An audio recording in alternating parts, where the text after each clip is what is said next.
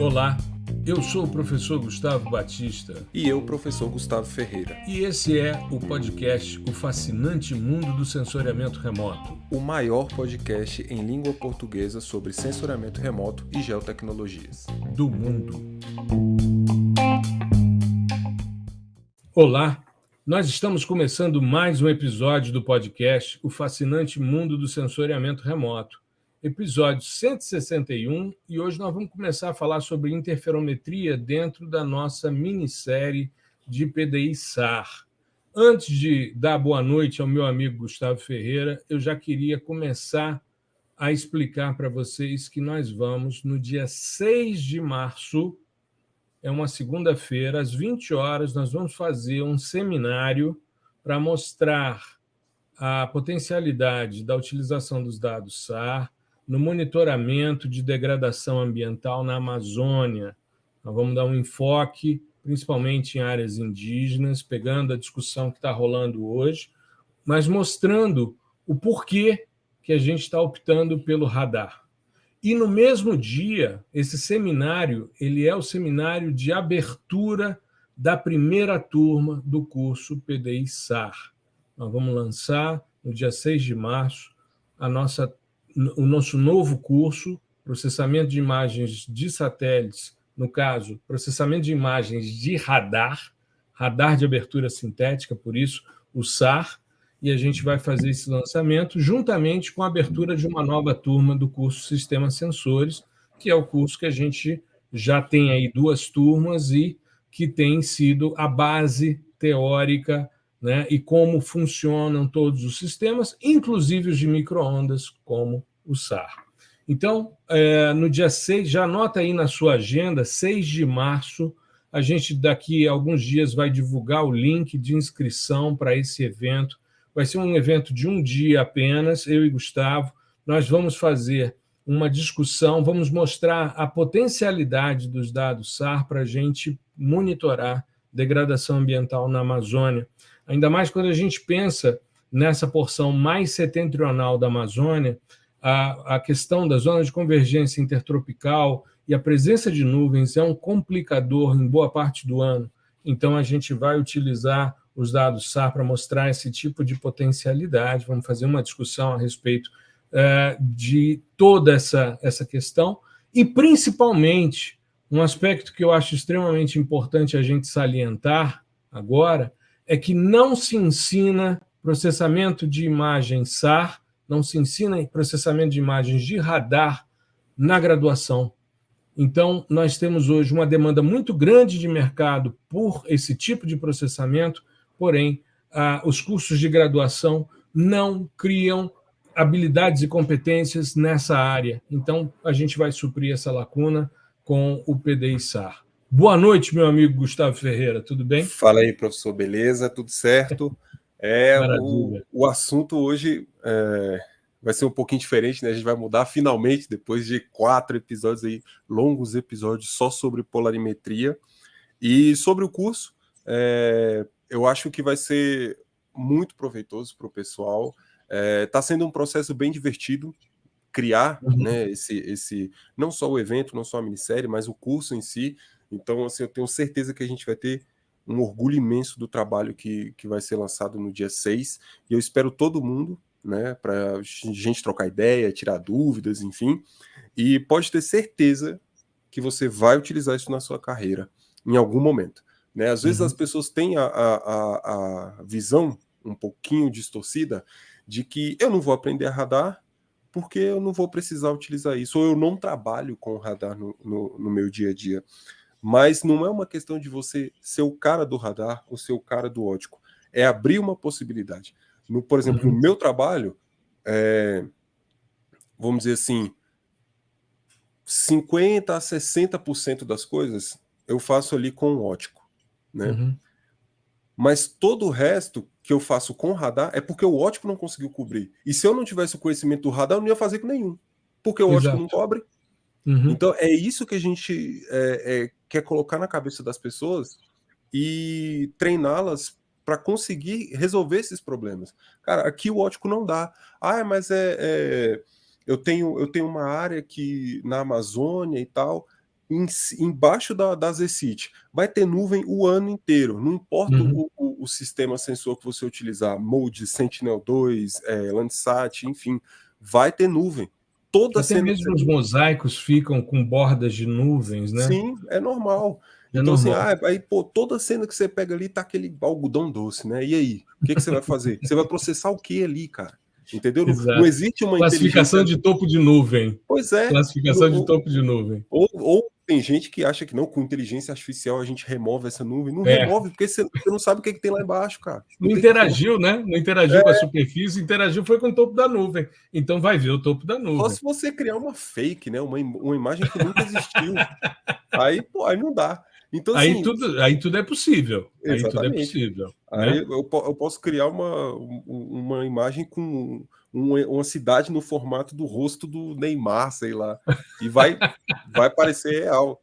Então, a ideia é trazer esse novo braço que está vindo com tudo, justamente por conta da disseminação do dado, né? Exato. Que é o que de fato governa o uso desse tipo de tecnologia. Se você tem esse negócio massificado, disseminado para todo mundo vai querer utilizar, porque tem potencialidade ali. E hoje a gente vai mostrar uma das várias potencialidades dentro do sistema SAR, que é a interferometria, né? Então vamos começar pelo o básico do básico, novamente. Assim como foi com a polarimetria, né? A gente vai trazer uma boa parte aqui da discussão conceitual, que é o que vai pautar o episódio de hoje. A gente vai trazer da física, dos conceitos físicos. Ah, mas é aquela coisa absurda lá, cheio de fórmula e tal. Não, não é. Não. A gente quer passar para vocês uma visão geral de como funciona, para vocês entenderem mecanismos básicos e que geralmente o pessoal deixa de lado. Eles querem saber da imagem em si, como como utilizar, o que eu faço no pré-processamento. Então, assim, sem esse conhecimento básico, fica difícil de você entender, inclusive coisas simples como a diferença de interferometria para polarimetria. Perfeito. Né? Então, eu acho que a gente já pode começar. Só que antes eu queria só fazer um comentário ainda sobre mandar. PDI-SAR, antes da gente começar a falar de interferometria. Nós vamos ter o PDI-SAR estruturado tanto com interface gráfica como com programação. A gente percebeu ao longo do tempo com o PDI-SL e com o PDI-PY que há uma necessidade da gente trabalhar junto essa questão das duas possibilidades, usando tanto interface gráfica como a programação. E o PDI-PY vai inaugurar essa possibilidade, ou seja, PDI-PY não, o PDI-SAR. É porque são tantos PDIs e vem mais um em breve, né? Aliás, mais dois em breve. E a gente fecha a série PDI. Não, que isso. Vamos para outro canto. Sim, mas não vai fechar não, porque ainda tem classificação, ainda tem a parte de hiperespectral, está se popularizando o LiDAR, enfim, o céu é o limite. Não dá para a gente dizer que a gente vai encerrar por aqui, mas a gente vai avançar em outras direções das geotecnologias, porém, esse curso inaugura essa visão das duas possibilidades, interface gráfica e programação, no mesmo curso. Ou seja, se você tem interesse, mas eu prefiro trabalhar com interface gráfica, pronto, você vai estar sendo atendido com o PDI-SAR. Mas eu quero avançar um pouco mais, eu gostaria de fazer meus códigos, estruturar tudo em termos de programação em Python. Perfeito, vai estar também disponível. E aí você opta, eu quero fazer os dois. Beleza, está tudo junto ali. Tá? Lembrando que vai ter um módulo. Lembrando que vai ter um módulo tanto de fundamentos sensoriamento remoto por radar, quanto fundamentos de programação com Python. Então pode ficar tranquilo, eu não sei nada de Python, não tem problema. Né? Inclusive, em alguns casos é até bom, né? Porque aí você já aprende direcionado para a aplicação, que é aqui o PDI. Perfeito, perfeito. Então vamos começar a falar sobre essas técnicas e essa área do SAR, que é a interferometria, que é uma noção bastante... São técnicas, né, de extração de medidas utilizando dados de radar orbital ou até mesmo aerotransportado, é mais comum com o orbital. E, por incrível que pareça, você provavelmente já esbarrou em interferometria e nem sabia. Vou dar um exemplo: SRTM. O SRTM foi uma missão de ônibus espacial usando duas antenas, uma a bordo e outra depois de um mastro de 60 metros, banda X e banda C, para fazer visadas diferentes e, com isso, construir modelos digitais de terreno usando interferometria. Então, você já sabia, já esbarrou com dados interferométricos, só que não sabia. Então, nós vamos começar a falar sobre isso, né, meu querido, para que a gente possa desmistificar um pouco essa que é uma área extremamente importante, muito útil quando se trabalha com movimentos de terra, com alterações de terreno, desde alterações pequenininhas a grandes movimentações, né, decorrentes de desastres como terremotos, como atividade vulcânica, ou até mesmo desastres como o acidente de Mariana e de Brumadinho, né? Você consegue fazer esse tipo de monitoramento utilizando interferometria. Então, vamos lá. Vamos lá. A ideia geral, né, é isso que você falou, é olhar para o mesmo alvo sob perspectivas diferentes, divisadas diferentes, né? Então imagina só que vocês estão enxergando a gente aqui só da perspectiva frontal. Vocês só estão vendo aqui esse plano, né, que está de frente. Então, se você tivesse a possibilidade de me enxergar mais lateralmente e de frente, você já teria uma outra noção. Você já poderia começar a montar algo que seria próximo a uma representação tridimensional do meu corpo, enfim, do meu rosto, né? Então, a ideia é essa, é você olhar de diferentes formas. E, de certa forma, a gente pode fazer uma analogia também com a estereoscopia. Sim, sim. Né? Porque se a gente pensar que a gente tem ângulos de visadas diferentes, quando você estava falando das possibilidades, eu fiquei pensando, quem está nos assistindo em vídeo, né, tanto no Spotify como no YouTube, vê a nossa máscara aqui do podcast, me vê de um lado e do outro está o Gustavo.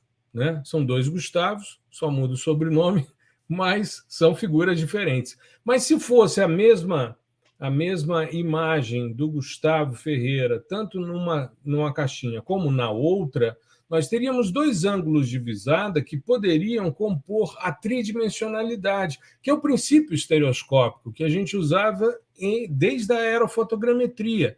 Ou seja, os sistemas fotográficos se baseiam nesse princípio, que é um princípio extremamente interessante, que é o paralaxe, que é o deslocamento aparente pela mudança do ângulo de visada. Você fecha um olho, se você tiver com o seu dedo polegar esticado, fechou o olho direito, seu dedo está numa posição, fechou o olho esquerdo, vai alternando, seu dedo vai se movimentando, mesmo que ele esteja parado, porque você está vendo em ângulos diferentes.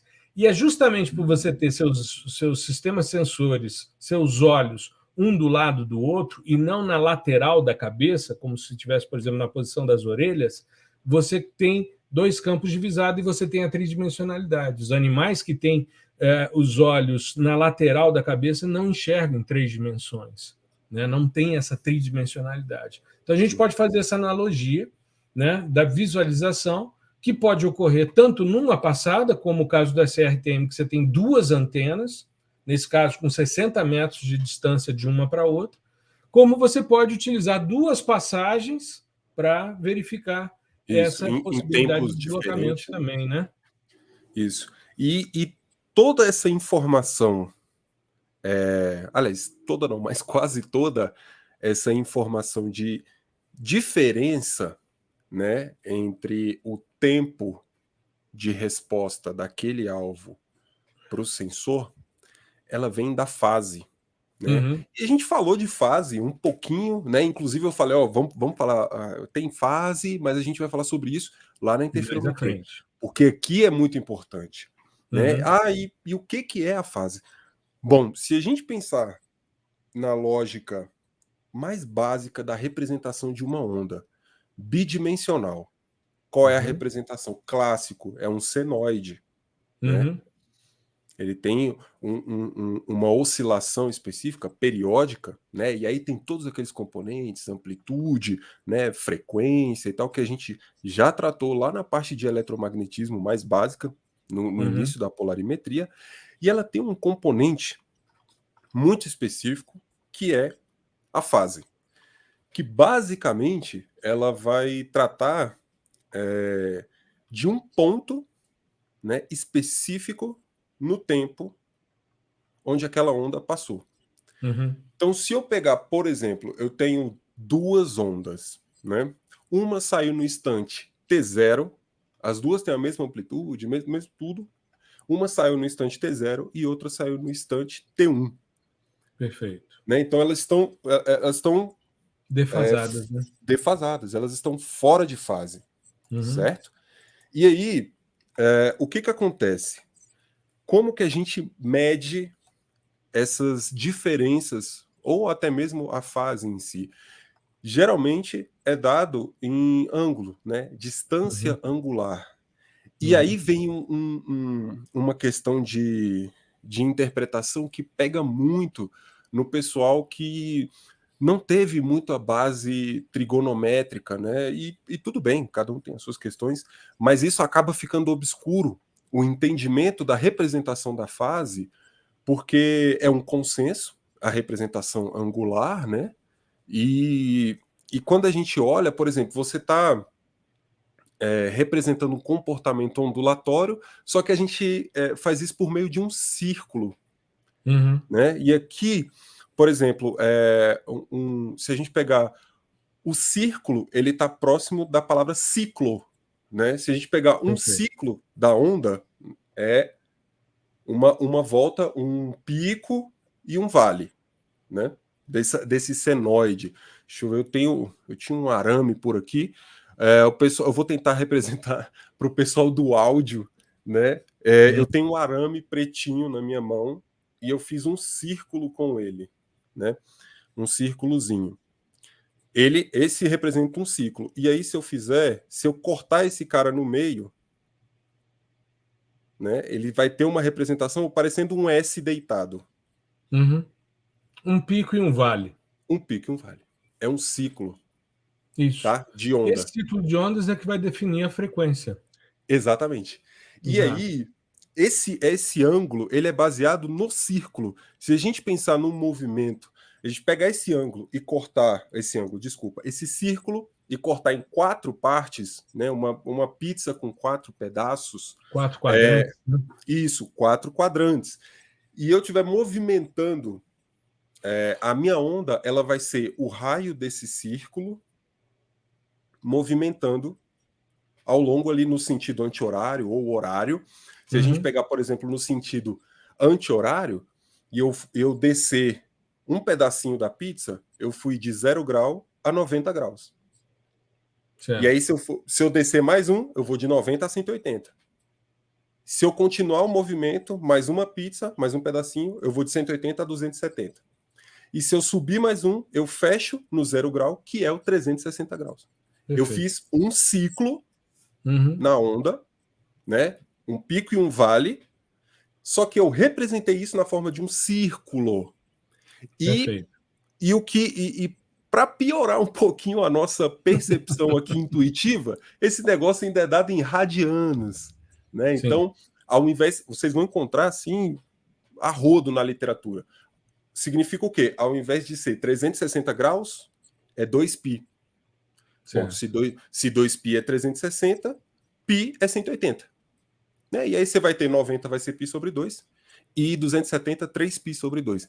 A gente encontra com frequência na literatura a representação do ciclo, né, a representação da fase em radianos, tá bom? Então, beleza. Essa é a representação da fase, né, no mais básico, assim, em termos de onda, numa onda bidimensional, tá? E agora, como que isso funciona lá no SAR?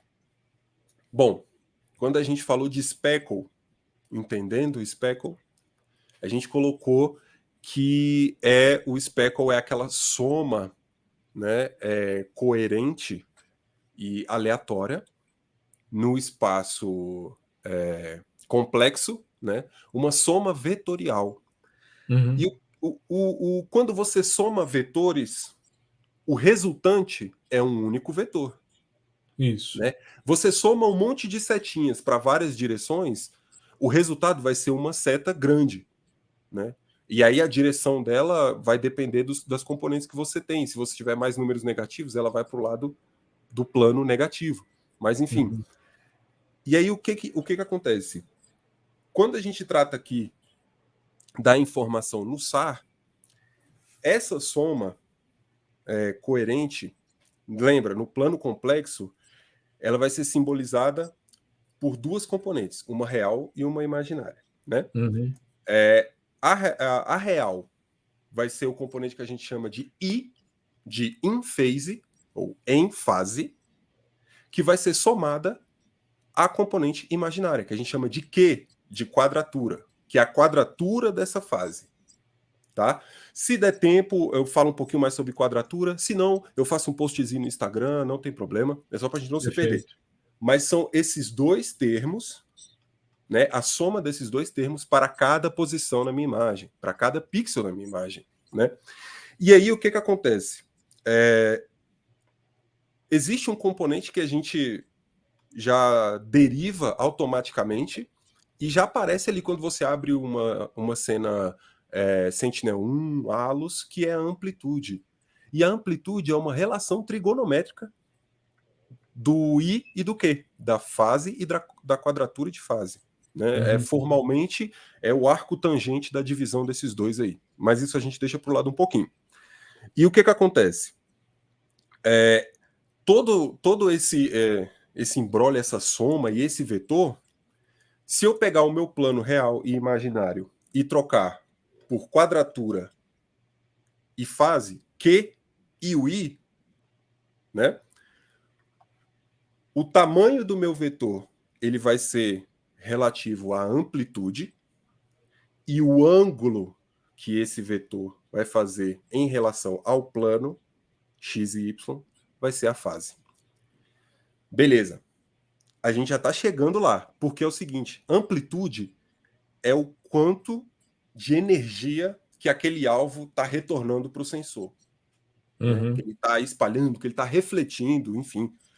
Que pode, a gente pode pensar, já que a gente está falando da onda, a gente pode pensar nessa onda eletromagnética dividida ao meio e seria a altura de um pico ou a profundidade de um vale. Isso vai te dar a amplitude dessa onda.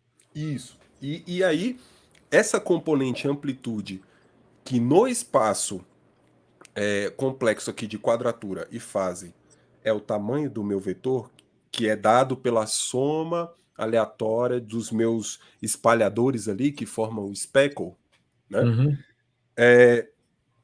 Esse cara, ele vai ser a quantidade de energia refletida.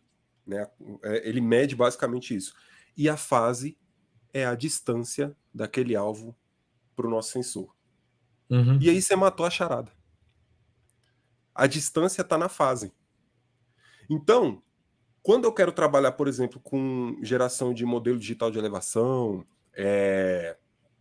avaliação de desastres, né, de deformações na superfície, eu vou trabalhar com o quê? O que mede a distância daquele alvo que vai caracterizar, né, o relevo, a topografia daquela superfície? É a fase.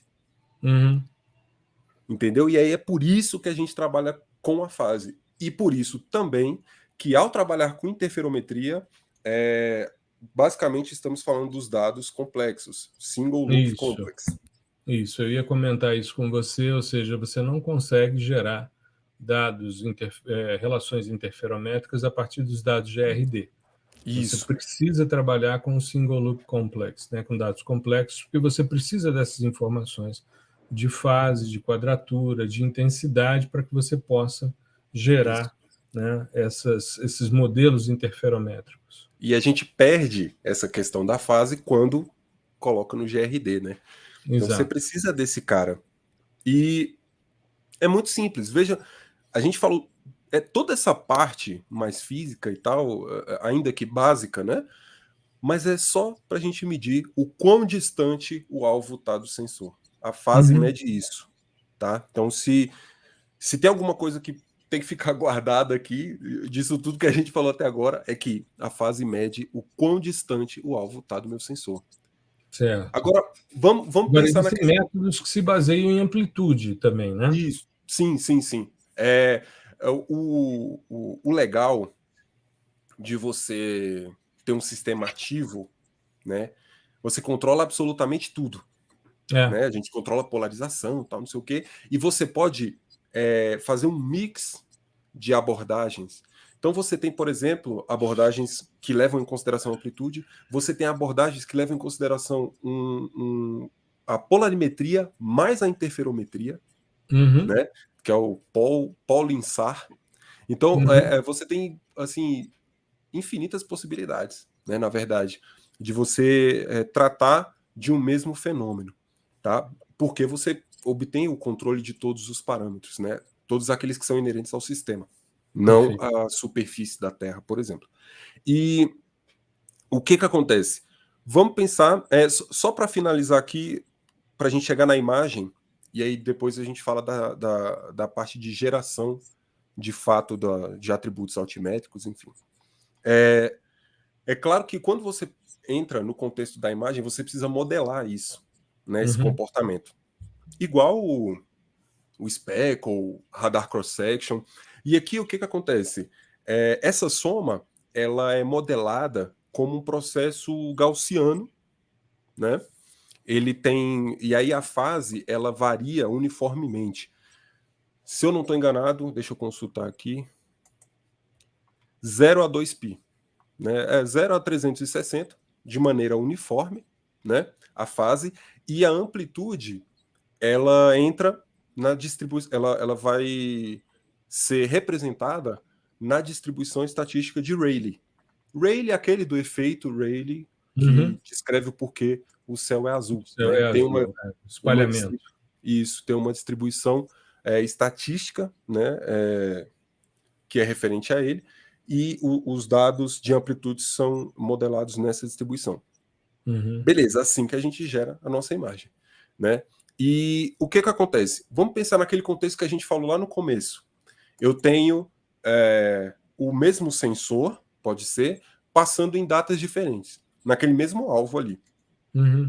E aí ele passou hoje e registrou um valor de fase. E aí ele passa amanhã e ele registrou uma diferença de fase imensa.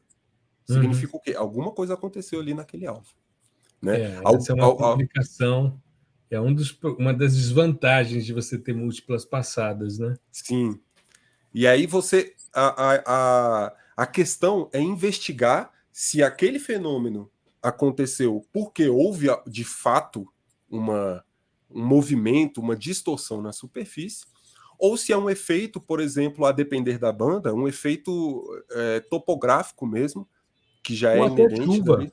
Ou até Chuva, vento, né, na copa ali das árvores. Né? A gente está tratando de um contexto brasileiro, a gente tem muita influência das questões florestais, né, da vegetação.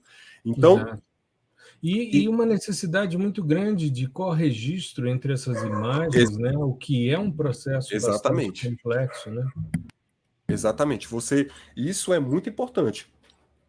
Aquele pixel que você está investigando ali e que teve uma diferença de fase, ele tem que estar exatamente colado, né, com as duas passagens. Ou dois sistemas sensores em ângulos de incidência distintos, né, com uma distância entre os sistemas sensores. Eles podem passar no mesmo dia, na mesma hora, no mesmo minuto, só que em órbitas diferentes, por exemplo. Né? Ali você também consegue calcular uma diferença de fase. Né? E a partir dessa diferença e dessas visadas distintas, que a gente consegue fazer tudo em questão de MDE. Tá? É claro que o pessoal fala, mas eu consigo fazer um MDE com aerolevantamento, com drone. Beleza. Agora vai fazer isso para o globo inteiro. Pelo menos para as latitudes, né, mais baixas, né? Então, é muito complicado. E nós temos o maior exemplo aí, que é a missão SRTM, que tem um trabalho extremamente exitoso e que até hoje possui atualizações, né, em termos de algoritmos para preencher alguns erros e tal, que é comum. Né? Por quê? Porque você tem essa diferença de fase e ela pode acontecer naturalmente, sem necessariamente ter uma diferença de fato que seja explicada pela topografia ou pelo relevo da região.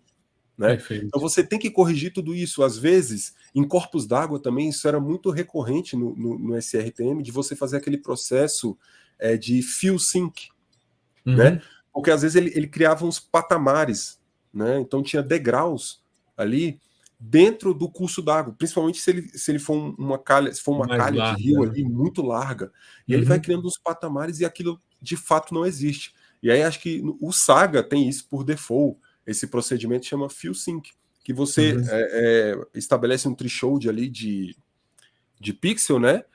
Para ele olhar e falar assim, bom, se eu estou nesse pixel aqui, que ele é 0, né? Ou seja, está na menor ali, no menor valor altimétrico, e eu olho para meus todos vizinhos, os lados, para os 8 vizinhos, e 7 desses vizinhos também são 0, significa o quê? Que esse 8 também tem uma probabilidade muito grande desse 8º vizinho ser 0 também. Aí eu vou lá e troco esse valor por 0. Né? Então, assim, mas tudo isso, pessoal, é graças a essas técnicas, né, de interferometria. É muito, assim, eu acho legal na interferometria essa questão de ser intuitivamente simples o processo, sabe? É você observar aquele mesmo fenômeno de perspectivas diferentes. Simples assim. E a interferometria, ela não é só utilizada, a técnica interferometria, ela não é só utilizada em termos de imagens e tal. Você tem, por exemplo, o pessoal lá que trabalha no CERN, lá, aqueles, né, aceleradores de partícula, trabalham com interferometria também bastante. O pessoal que detectou ondas gravitacionais, né, foi um grande trabalho de interferometria, só que ali você tinha distâncias absurdas, assim, né, de quase o raio da Terra. Então, é uma técnica que pode ser aplicada em vários contextos, e no contexto do SAR, aqui do radar, ela produz resultados magníficos, que vai desde a criação de um modelo digital de elevação, né, até mensuração de distorções na superfície terrestre. Né? Eu fiz um post há um tempo sobre aquela questão da extração de sal em Maceió. Em Maceió, eu vi. Então a gente conseguiu. Eu utilizei dois pares, né, 4 cenas em tempos distintos, e a gente conseguiu chegar num valor ali na ordem, né, o maior valor de subsidência, né, do bairro ali que eu estava mensurando, foi de 9 centímetros, dado esse intervalo de tempo, que eu acho que chegava perto de 1 ano, coisa assim. Então, assim, você consegue calcular isso, e é um resultado bem fidedigno, porque foi um valor próximo do que encontraram lá, mensurando lá no campo, né? E, inclusive, esse valor não é constante e tal. Ele aparece como se você tem a representação como se fosse mesmo uma depressão, não é um poço, sabe? Você tem é 9 lá no ponto mais baixo, mas ele tem um formato de bacia, né? Que é o que foi encontrado em campo. Então você consegue fazer essas mensurações. Né? No próximo episódio a gente vai falar sobre os trabalhos, as técnicas envolvidas para isso, para extração dessas análises, desses dados, né? E alguns trabalhos onde você tem essa mensuração de movimentos de massa, questões do desastre de Mariana, por exemplo, questões relacionadas a terremotos e erupções vulcânicas. Então, tudo isso você trabalha com interferometria. Perfeito. Mas vamos falar um pouquinho sobre a questão dos interferogramas? Sim. Né? As franjas. Vamos falar um pouquinho sobre essa parte de processamento, né? Sim. O interferograma, ele é criado com um par de imagens, né? No Uhum. mínimo, né? Você pode fazer isso temporalmente e Com tal, várias cenas, mas pelo menos duas, pelo né, menos duas com cenas. observações diferentes. Exatamente. E aí, você pode colocar em perspectiva a data, né, Uhum. distinta, ou o sistema de passagem, né, se foi ascendente, se foi descendente, pode utilizar também, Uhum. como uma forma de interferometria.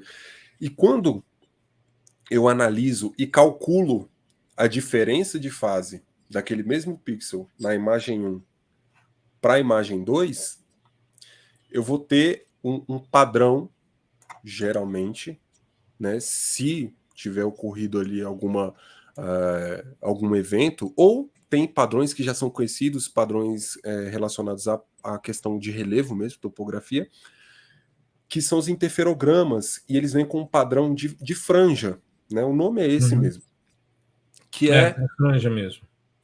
que assim, e o pessoal geralmente joga aquele, tem uma rampa de cores default para isso, né? E aí fica uma coisa meio Fica psicodélica, anos 70, psicodélico, né? né? Parece que derramou água assim, né? Derramou um suco psicodélico, assim, Exatamente. né? Fica É psicodélico o esquisitíssimo. negócio. E aquela rampa de cores ali é default, nem tenta mexer, né? Tem Eu em já vi, todos eu os. já vi os interferogramas em nível de cinza, mas com Sim, rampa de cor é sempre, é sempre aquela sempre com a mesma variação de cores, né? que varia, tem um magenta ali, né? Um ciano. E aí a ideia é você, cada franja dessa é dado um ciclo de diferença de fase, né? Se você colocar isso naquele círculo que vai de 0 a 2π, cada corzinha, cada faixa vai indicar uma diferença na ordem de algum marco desse, ou 2π, ou π/2, ou π, ou Uhum. 3π/2, né? E aí, quando as cores elas têm essas gradações com base nos valores do círculo, e eventualmente elas vão se repetir. Então, quando, por exemplo, se o magenta é π 180 graus, e aí você tem mais 3 faixas distintas e depois repete o magenta, significa o quê? Que aquele ciclo se repetiu. Aquela Uhum. diferença de fase foi daquela mesma ordem ali para frente. E isso, esse padrão anelar, era esse padrão que eu queria falar naquela hora. Sim. Vão criando uns anéis, né? Principalmente quando você tem eventos, por exemplo, de erupção vulcânica. Você Uhum. consegue ver isso com muita facilidade e Padrão com radial, né? Variação isso, concêntrica, né? exatamente. Aí vai criando esses anéis que Uhum. são referentes aí a esse deslocamento, né, essa diferença de fase dentro da perspectiva do ciclo, do círculo, né, dado em radianos. E você sabe, por exemplo, quando um terremoto também, eventos de terremoto, você consegue mensurar, e aí dá para você saber exatamente o pontinho ali. É claro que aí eu estou falando do o que está na superfície, não o que foi, né, que tem o baricentro, o epicentro. Eu não sei qual que é qual que se dá na superfície ali, né? E qual que é mais ali pro centro Erupções, de terremotos. Que tem terremoto. isso, que tem um centro que é o centro de fato, né? Que às vezes é lá para baixo ali da, da placa, né? Da placa tectônica. E tem um centro que se manifesta na superfície. E esse da superfície você consegue visualizar com esse padrãozinho, né? Vai ter lá um ponto na superfície terrestre e vários anéisinhos assim, né? Concêntricos, ou seja, significa que aquele cara surgiu dali. Né? Isso é muito crucial para você fazer estudos, né, de impacto e tal. É claro que esse tipo de coisa não daria para você fazer, por exemplo, um sistema de detecção, né, de previsão de terremotos, por exemplo, né? Você teria que ter N outras variáveis. Mas você consegue identificar a magnitude disso, né? Mas o que é que você.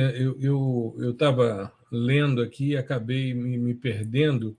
O que você teve dificuldade? Quais são os termos É que que, você. é, que é, é epicentro, Epicentro é a parte onde ele se manifesta, né? Onde ocorre de o fato, abalo mesmo. Isso, no interior da placa, aquela coisa isso, toda, né? No interior, isso. assim, né? Um pouco mais para baixo da É o superfície. local, né? É a zona central na superfície Isso. onde ele se manifesta, E o né? outro é o que a gente identifica na superfície terrestre, que aí tem um outro nome. O que se manifesta abaixo chama-se hipocentro. Hipocentro. Hipocentro. O que se manifesta na zona central, na superfície, é o epicentro. Isso, então é isso. Eu troquei. Mas Uhum. é isso mesmo. E eu Então, estava lendo aqui e acabei não prestando atenção, né? Aí junta com o meu déficit de atenção e vira um espetáculo. Deixa eu aproveitar para pode fazer mandar. uma provocação aí para quem assiste a gente, né? Só para mostrar aqui uma figurinha que eu acho muito legal da lógica, né? Da interferometria. Deixa eu compartilhar aqui também para, né, não forçar as pessoas a assistirem O a, vídeo, né? o vídeo, mas só para dar uma provocada. Espera aí, deixa eu compartilhar aqui. Deixa eu só pegar exatamente qual é a área que eu quero mostrar. É só essa figura aqui. Não sei se está dando para ver. Aqui tá dando para ver. Tá. Então aqui você tem, né, uma primeira passagem, uma segunda passagem, né? Então está aqui a direção de voo, aqui a avisada em range, né?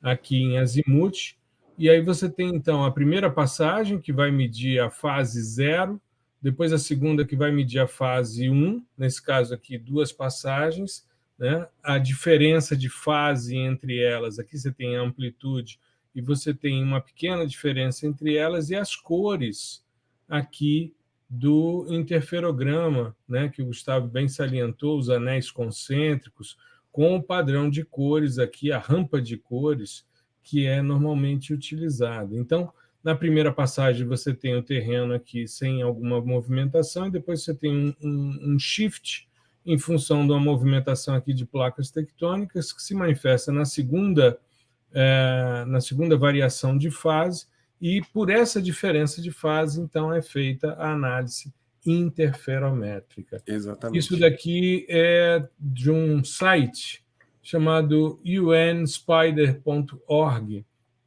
e bem legal essa figurinha, já tem algum tempo, eu já tinha inclusive baixado ela para utilizar em aulas e tal. Eu acho muito legal essa lógica da representação do que seria Sim. a interferometria e a formação do interferograma, né? Então, e dá para ver que a lógica é bem tranquila, né, de entender, assim. Exato. E tanto que, bom, a gente já passou por praticamente toda a parte mais básica conceitual e deu bem Conceitos menos iniciais, né? tempo. E deu bem menos tempo do que polarimetria, que foi o que eu disse na polarimetria. Eu falei, cara, a gente está Uhum. entrando aqui no que talvez seja a parte mais com mais conceitos que a gente vai abordar nessa série Exato. toda. Então, interferometria é isso, é a gente conseguir trabalhar e olhar para a fase e para as diferenças de fase entre datas, órbitas, Passagens. passagens, com esse viés de captar essas anomalias, né? Uhum. O cara passou, tinha um valor. O outro que passou, ou que está no outro No outro plano, lado, né? No ou outro no lado outro do mesmo lado, sistema. era esperado um valor próximo. E se foi muito distante do que era esperado, né, tem Uhum. alguma coisa ali que pode se manifestar naturalmente, né, por conta de diferenças da própria topografia, e daí vem a criação dos modelos digitais de elevação, ou Uhum. algum evento ocorreu ali, né, de deformação da superfície, seja de subsidência, né, o negócio desceu, colapsou, ou mesmo soerguimento, né? Alguma coisa Exato. aconteceu ali, foi para cima, né? Não Uhum. sei. Então, a ideia geral é essa. Eu acho que tem que ficar muito isso. É isso do que é você olhar o fenômeno de maneira interferométrica, né? Que interferométrica vem de interferência, né? Exato. De calcular Exato. de conseguir mensurar essa interferência que vai se manifestar na forma da diferença de fase, né? Uhum. E que a fase é o quão distante o meu alvo está do sensor. Exato. Tá? Agora, é interessante a gente salientar que a primeira vez que se utilizou interferometria foi para se fazer observação de Vênus. Exatamente. Porque havia justamente, né, é um trabalho de Rogers e Ingalls, 1969, o ano que eu nasci. Olha só, 1969, ou seja, vai fazer 54 anos, né, visando o quê? Separar a ambiguidade dos ecos provenientes do hemisfério norte e do hemisfério sul de Vênus. Depois, esses dados foram utilizados para estudar a Lua, isso em 1972. E, novamente, Vênus, em 1974. Então, é muito interessante a gente perceber esse tipo de utilização e os primeiros trabalhos serem feitos para análise de modelos digitais de elevação, né, para compreensão de planetas. Exatamente. E tem uma que for utilizar na Terra, e aí sim, utilizando sistemas aerotransportados, enfim, aí os estudos também em 74, né, e depois em 86, 88, aí sim a utilização da interferometria SAR orbital. E aí a gente tem a grande missão SRTM aí como um marco nessa história da interferometria. Muito legal essa utilização para estudos, né, em Vênus, na Lua. Outros corpos celestes, né? E o que é legal, no caso de Vênus, é que o porquê, né, que foi utilizado. Porque Vênus possui aquelas nuvens extremamente densas. E ninguém conseguia ver nada ali embaixo. Inclusive, Carl Sagan chegou a teorizar que existia vida ali, né? Porque observando era um planeta que tinha uma proximidade com a Terra e tinha esse raio dessas nuvens que eram extremamente densas e a gente precisava, tinha essa necessidade de enxergar, né, o que tinha ali por baixo. Exato. E por isso que foi utilizado o radar. Ou seja, se eles tivessem desenvolvido só o sistema óptico ao longo da história, jamais teríamos visualizado o que tem ali, jamais teríamos pousado, por exemplo, as sondas, né? Chegamos a pousar, acho que foi os russos que tiveram sucesso, né? Com a Venera, ficou um tempo ali embaixo e tirou, inclusive, fez algumas imagens, né? Mas a gente não tinha nenhum tipo de dado desses que são riquíssimos, né? Então hoje você tem radar em Vênus, em Marte, para fazer esses mapeamentos topográficos, porque topográfico é a palavra que geralmente se usa internacional, né? Para a gente fazer esse mapeamento meio que geomorfológico, né? Conseguir não só fazer esse mapeamento, mas calcular alguns atributos e, por exemplo, no caso de Marte ou de Vênus, fazer estudo de análogos. Análogos é morfometria com base em analogia. Sim. Por isso que a gente acha o delta tal, né, o monte leitos tal, abandonados de rios, né, deposições lacustres, coisas do tipo. Você faz analogias nesse sentido. Sim. Quando a Perseverance foi pousar em Marte, eu fiz um post à época mostrando a cratera Jezero e o nível de conhecimento que já se tinha, né, da análise topográfica, do que poderia existir ali. Já tinha mapa geológico feito.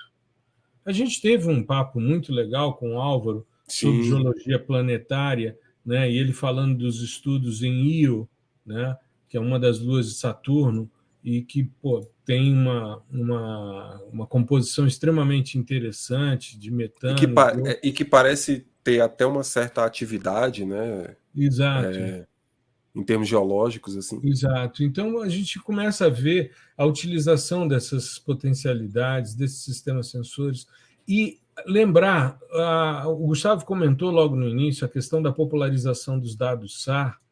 O sistema sensor que a gente vem utilizando com mais frequência, que é o Sentinel-1, o modo de aquisição de dados que a gente utiliza é o Interferometric Wide, é o IW, né?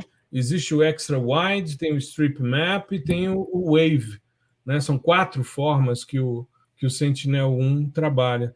Mas a gente tem trabalhado sempre com os dados, tanto SLC como GRD, os dados IW, Interferometric Wide, que é o sistema interferométrico que a gente tem ali dentro do Sentinel-1.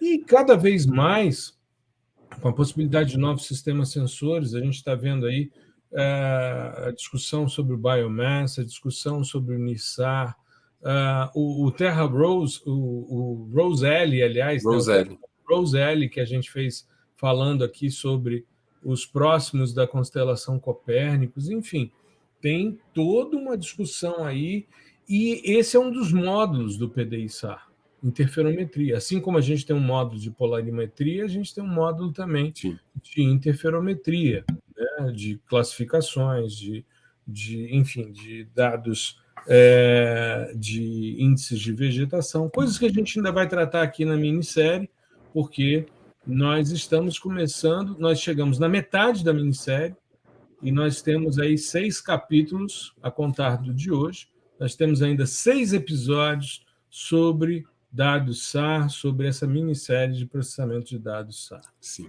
Né? Então, e assim, foi só a parte conceitual, né, de interferometria. A próxima a gente vai trazer algumas técnicas utilizadas para mensuração dessas deformações na superfície e criação de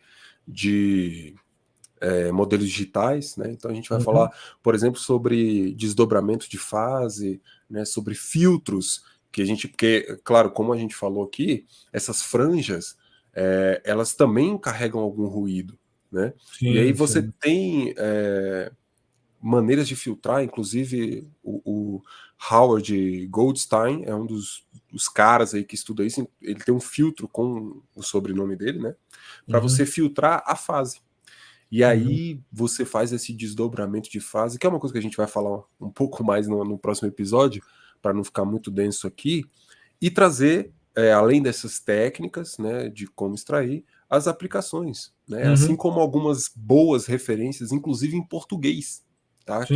Que é assim, é um calcanhar de Aquiles aqui do tema, é não ter tanta coisa assim como tem para o ótico em português, né?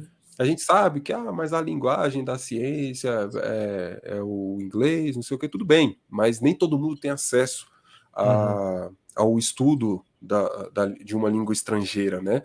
Então eu acho que enquanto não evoluímos nesse sentido, né, de ter uma noção de educação bilíngue um pouco mais forte, cabe a nós, divulgadores aí da ciência, seja ela qual for, de trazer conteúdos, bons conteúdos também na nossa língua, porque tem gente que simplesmente desconhece os termos e tal, e não tem como ler ou extrair da leitura em inglês um bom resultado, assim como teria em português, né? Então a gente vai trazer referências em português também, tá? Ótimas, inclusive que nos baseamos aqui para fazer o episódio de hoje, né, de interferometria. Maravilha, maravilha. Conseguimos fechar em menos de 1 hora, né? A gente sempre se propõe a fazer episódios em torno de meia hora. Outro dia eu estava conversando com um amigo e ele dizendo, poxa, porque tem um podcast que eu tenho acompanhado, ele é um pouco longo, em torno de 5 a 10 minutos os episódios. Eu virei para ele e falei, cara, o meu normalmente é 1 hora de episódio. 5 minutos é um áudio do WhatsApp. 1 hora? Eu falei, pois é, 5 minutos é mensagem de WhatsApp, exato, né? Aliás, quando eu recebo mensagem muito grande, já respondo com a figurinha, né? Agradeço o podcast. Pior, mas é verdade. Passou de 1 minuto é podcast. Exato. E aí eu falei com ele, puxa, mas que inveja, 5 minutos para falar. Já pensou? Não, pensa se a gente fosse. Se a gente Não, fosse dividir essa série. Só para dar boa noite e para começar o episódio, dá 5 minutos. Não, se fosse dividir essa série em episódios de 5 minutos. Aí ia ser 3 anos e meio.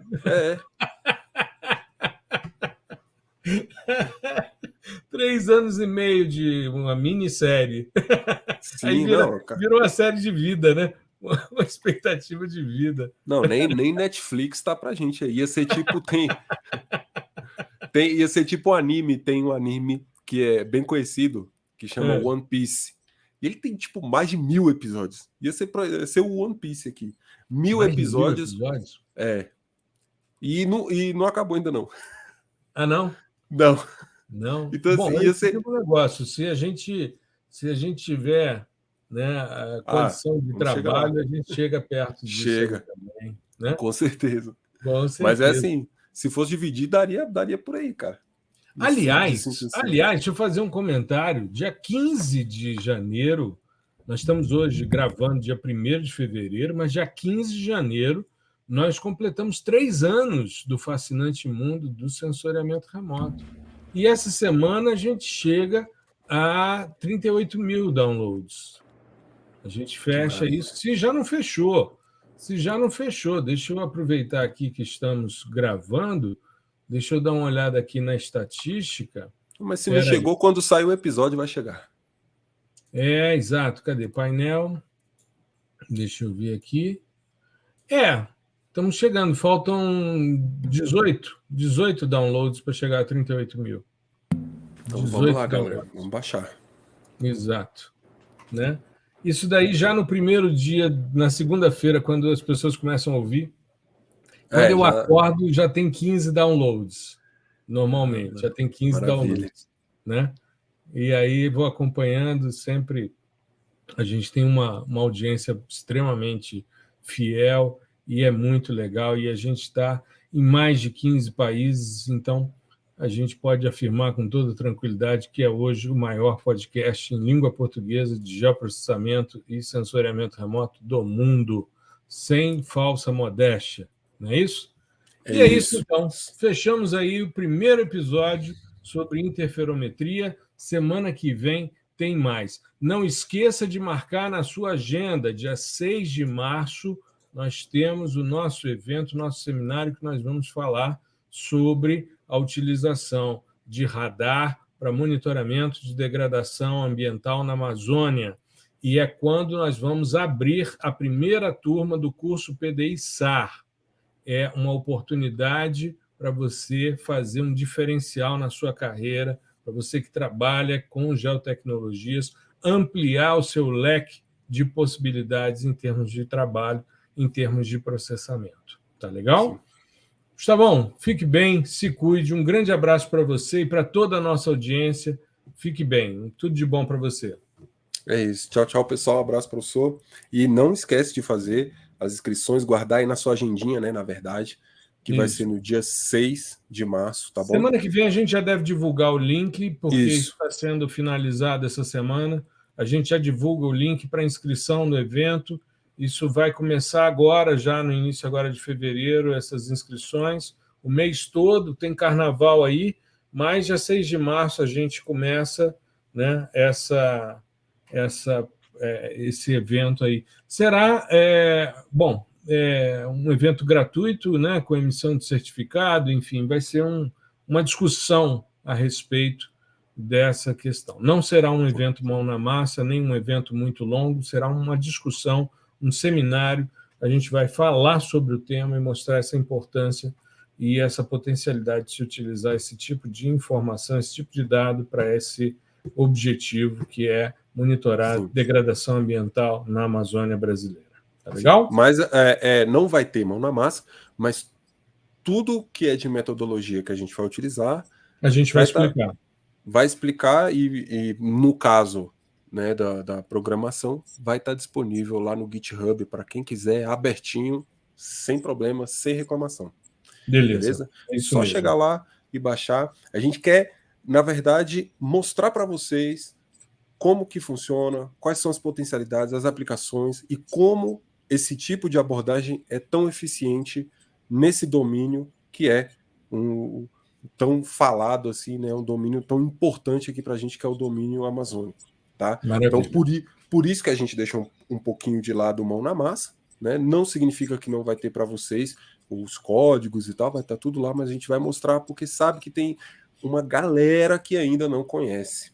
Né? Então, a gente não pode chegar com pé na porta e já mostrando a aplicação, não sei o que, tem o pessoal que não sabe nem para onde vai.